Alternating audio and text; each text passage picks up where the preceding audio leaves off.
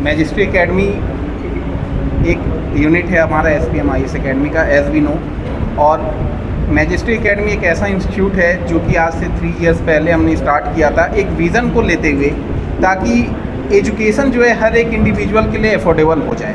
और कोई भी बच्चा अगर कोई भी स्टूडेंट अगर तैयारी करना चाहता है किसी भी गवर्नमेंट कम्पिटिटिव एग्ज़ाम के लिए, तो वो फैसिलिटी हम लोग इन हाउस आसाम में ही रहते हुए उनको प्रोवाइड करें। एक अच्छा एजुकेशन उतना ही ज़रूरी है जितना अच्छा खाना पीना और रहना ज़रूरत होता है हमें। तो आज के समाज में जैसे अगर आप देखेंगे कि बहुत बच्चे ऐसे हैं जो गवर्नमेंट कम्पिटिटिव एग्ज़ाम की तैयारी करने के लिए बड़े बड़े शहरों में उनको जाना पड़ता था। पहले वो जैसे दिल्ली जाते थे, पटना जाते थे, इन सब शहरों में जाकर के वो तैयारी करते थे।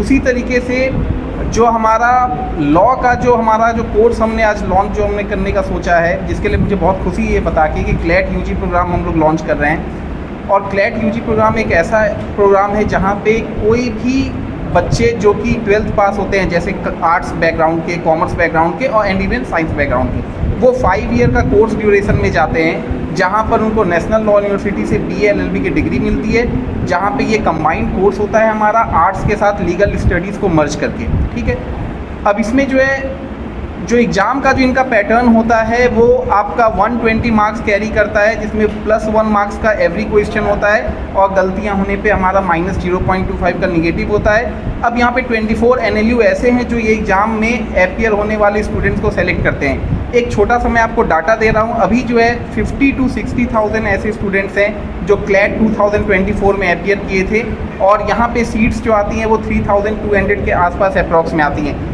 और हमें ये जान के बहुत हैरानी होती है कि क्लैट के लिए अवेयरनेस जो है हमारे नॉर्थ ईस्ट इंडिया में, हमारे अपने असम में बहुत कम है।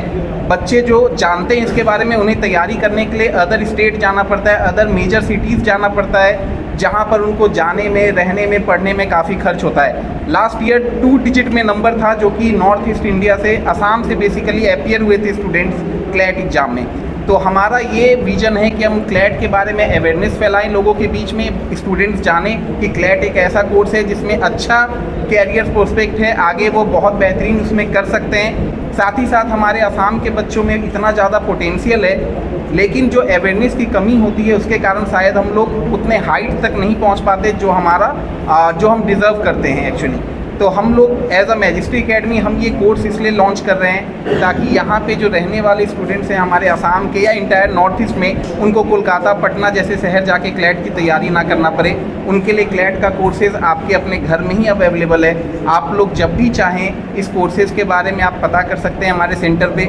साथ ही साथ हमारे जो सेंटर्स है आपके लिए बहुत रीचेबल किया गया है, तो हमारे अदर फ्रेंचाइजी भी ओपन हुए हैं। अभी हमने रिसेंटली कल ही कोकराझार सेंटर हमारा ओपन किया। इसके साथ ही साथ हमारा अपर असम में डिब्रूगढ़ और Sivasagar centre already successfully run कर रहा है। तो आपको अगर कभी भी अपने लिए कैरियर गाइडेंस की ज़रूरत पड़े, कैरियर मेंटरशिप चाहिए, तो आप हमारे सेंटर में फ्री गाइडेंस के लिए विजिट भी कर सकते हैं। मैजिस्ट्री एकेडमी क्लैट कोर्सेज़ के लिए वैसे ही सर्विसेज प्रोवाइड करिए जैसे हमारे other bank, SSC, railway, AGS या फिर अदर स्टेट गवर्नमेंट ADRE या असम SI के लिए हम लोग करते आए हैं। और हमारा यही उम्मीद है कि बच्चे तैयारी करेंगे, उनको जानकारी मिलेगी और क्लैट में हमारा बेहतरीन रिजल्ट भी आएगा। Thank you. हाय, नमस्कार सकलोके। So Majestic Academy which is a unit of SPM IAS academy, ইয়াত অলৰেডি আমি বহুতখিনি কম্পিটিটিভ এক্সামছৰ কাৰণে প্ৰিপেৰেশ্যন কৰাওঁ, লাইক বিভিন্ন বেংকিঙৰ এক্সামছ, তাৰপিছতে SSC বা ৰেলৱেজৰ যিখিনি এক্সামছ হয়, তাৰ লগতে ষ্টেট গভৰ্ণমেণ্টৰ আণ্ডাৰত যিখিনি এক্সামছ হয় like ADRE, Assam police, DHS DME বা আৰু এটা আমি কোৰ্চ আমি প্ৰিপেৰেশ্যন কৰাওঁ like Assam judicial services, that is basically for law background students. আজি আমি ইয়াত উপস্থিত হোৱা কাৰণটো হৈছে মই এইটো জনাবলৈ খুবেই সুখী ডেট মেজেষ্টিক একাডেমিত আমি নতুন কোৰ্চ এটা লঞ্চ কৰিবলৈ ওলাইছোঁ, that is CLAT, common law admission test. এটা বস্তু মই একচুৱেলি ক'ব বিচাৰোঁ, এতিয়া ক্লেটৰ এক্সাম দুটা টাইপৰ হয়, এটা হয় ক্লেট UG, এটা হয় ক্লেট PG। আমাৰ অসমৰ ষ্টুডেণ্টছৰ মাজত ক্লেটৰ এৱাৰনেছটো বহুত বেছি কম। মই যিখিনি দেখা পাইছোঁ বা অবজাৰ্ভ কৰিছোঁ অসমৰ বাহিৰত লাইক মষ্টলি দিল্লী, UP বা আৰু বিভিন্ন জেগাত এতিয়া ক্লেট বহুত বেছি ইম্পৰ্টেঞ্চ দিয়া যায়। এতিয়া ধৰক ষ্টুডেণ্টসকলে 11-12ৰ পিছত বিৰাট কনফিউজ হৈ থাকে ডেট আমি কি কৰোঁ। ফৰ এক্সাম্পল, যদি মই ছায়েন্স বেকগ্ৰাউণ্ডৰ ষ্টুডেণ্টছৰ কথা যদি ক'বলৈ যাওঁ, তেওঁলোকৰ কাৰণে এটা খুব ভাল কেৰিয়াৰ অপশ্যন হয় লাইক ইঞ্জিনিয়াৰিং বা মেডিকেল। ক্লেট ইউ জি অকল ছায়েন্স বা লাইক যিকোনো ষ্ট্ৰীমৰ ষ্টুডেণ্টছে দিব পাৰে। মই এটা বস্তু জনাব বিচাৰোঁ, ৰিচেণ্ট টাইমছ ল' বেকগ্ৰাউণ্ড এটা বহুত ভাল কেৰিয়াৰ অপশ্যন হয়। এতিয়া ক্লেট ইউ জি কোনে দিব পাৰে? যাৰ ক্লাছ 12 কমপ্লিট হৈছে, ন' মেটাৰ অফ হুইচ ষ্ট্ৰীম। এইটো এটা 5 বছৰৰ কোৰ্চ হয়, লাইক য'ত BA লগতে LLB আমাৰ কমপ্লিট হয় এণ্ড খুব ভাল institutes like national law' university. Clad U G আপোনাৰ অল অভাৰ ইণ্ডিয়াত 24টা NLUৱে কনচিডাৰ কৰে মাৰ্কছখিনি। 5 বছৰ এটা কোৰ্চ হয়।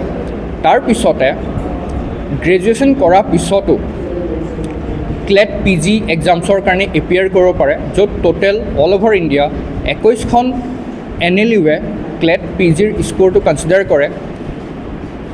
Clad PG is a post graduate degree, যোনটো 1 year কাৰণে প্ৰগ্ৰাম হয়। যদি আমি ফৰ এক্সাম্পল যদি মই এটা প্ৰেক্টিকেলি যদি বুজাব যাওঁ, আই গেছ চবেই সেইটো বস্তু বুজি পাব। এতিয়া ইঞ্জিনিয়াৰিঙৰ যদি কোনোবা এক্সামছ দিয়ে, বহুতখিনি কলেজেছ আছে, ধৰক গভৰ্ণমেণ্ট কলেজেছ, প্ৰাইভেট কলেজেছ।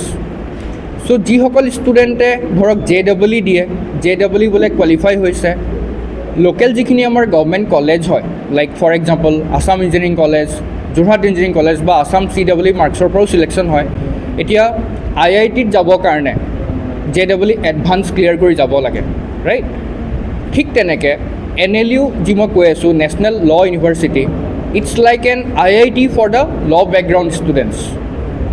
ঠিক আছে?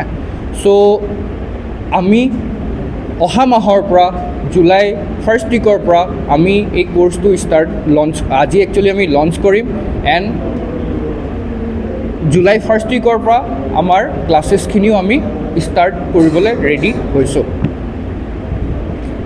Stay informed, stay ahead. News NE 365.